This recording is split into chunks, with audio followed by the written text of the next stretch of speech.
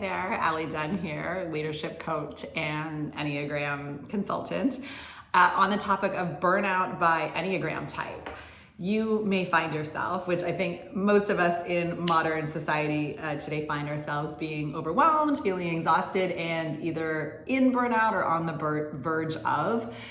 If you look at your Enneagram type, it might give you clues on why you are burnt out and possibly how to get yourself out of it. So if you are a type 1, the strict perfectionist, your burnout can happen because you are constantly striving to be good, do better, and do the right thing, right? It's hard for you to know when it is enough. It is hard for you to let the perfectionism go. So my advice for you as an Enneagram 1 is to really allow yourself to just even be 90%, right? Not 120% all the time, but just like asking yourself, what is enough? What is my intention? What is the outcome I'm desiring? And how can I scale it back a little bit so I'm not constantly in the weeds? If you are a 2, your burnout might show up in overgiving. So 2s can have a really hard time setting boundaries because they're very external facing. They want to take care of everyone. They want to make sure everyone's needs are met. And a lot of times it's at the detriment of their own health and their own needs. So if you're a 2, your work is really to set boundaries. And sometimes it can be hard to set verbal boundaries. So I think sometimes just physical boundaries can be helpful. Maybe you take a night away and you go off and take some time for yourself.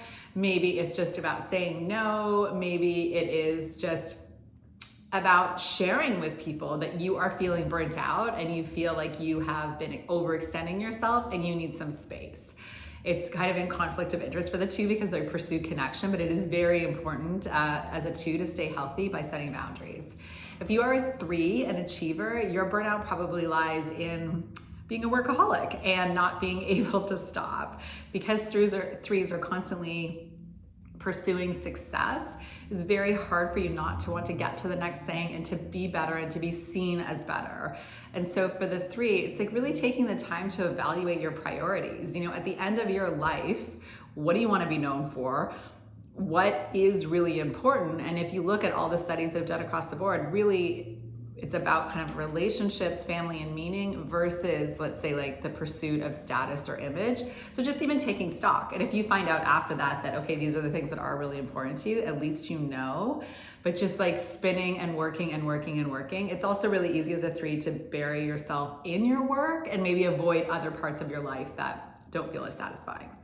And then if you are a 4, burnout can look like deep feelings, right? 4s feel so deeply that they have a hard time even setting boundaries around their feelings. And a lot of times they can get caught in the heaviness of life, right? Whether it's social media, whether it's the news, it's like this weight, and they just have a hard time pulling themselves out of it. So it's almost like burnout through emotion, and then also with their work, if it's not meaningful, it's like they're spinning the wheels but not feeling that satisfaction. So if you are a 4, it's like taking some time for some levity and maybe some human connection.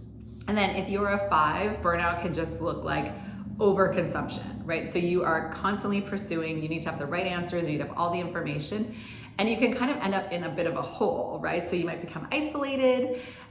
You might not feel like you have enough, right? Because you feel safe when you're informed. And it's like, how do you dial that back so that you can, again, take some time to connect with some people and like maybe just pursue some other avenues that aren't about whether it's developing a product or depending what your work is. And then if you are a 6, burnout can just look like anxiety, right? So as a 6, your core desire is to feel safe and to feel comfortable. And if you find yourself constantly evaluating your safety and evaluating what's good and what's bad, or reading too much news, or having this underlying feeling of anxiety, it makes it hard for you to feel fulfilled in your work and at home. And so the burnout can kind of result from just like overthinking, overanalyzing, and just not being able to move forward. So almost getting stuck.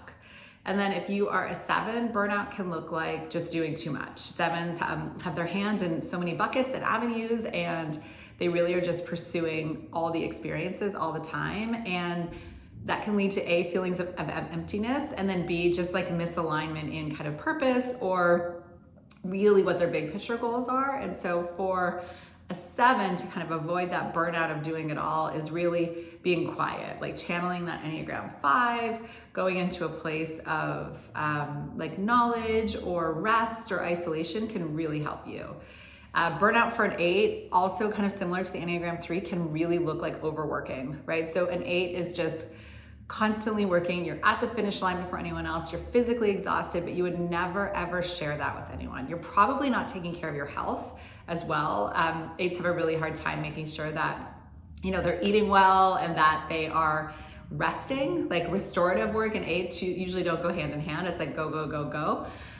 So with the 8, in order to live a more balanced life, it really is about kind of connection and taking care of yourself. And it's sort of the opposite of like, well, if I just work harder and do more, it will be better. But in fact, you'll just get burnt out to the point of having to take a leave or exhaustion, right? It can show up so deeply. And then if you are a 9, your burnout can kind of show up in a way of not asserting yourself, right? So often with 9s, there's like a misalignment of life and values. So 9s are so easygoing and everybody loves and appreciates that part of the 9s. So you end up stepping into this role, but you don't necessarily want to be there, but you don't really know your alternative. So your burnout can almost come out almost like you're rusting out. So instead of being overly leaned into something exhausting, it's like you're so on the back burner that you haven't had a time to really connect to like your values, who you are, so you become disengaged. So your burnout might look like depression, disengagement,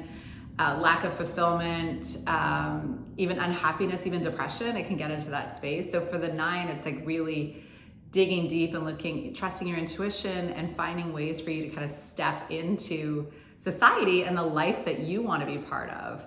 So I hope that gives you kind of the overarching view of how burnout can show up in various types. And often when we look at the Enneagram, we want to be more like holistic and be able to pull different parts of the Enneagram into our lives. So if there's other types that you're curious about, that might be the complement that you need for your type. Like I was saying about the 7 can draw in the Enneagram 1 and the Enneagram 5 into their life. It's just more balanced instead of being out there being and doing it all.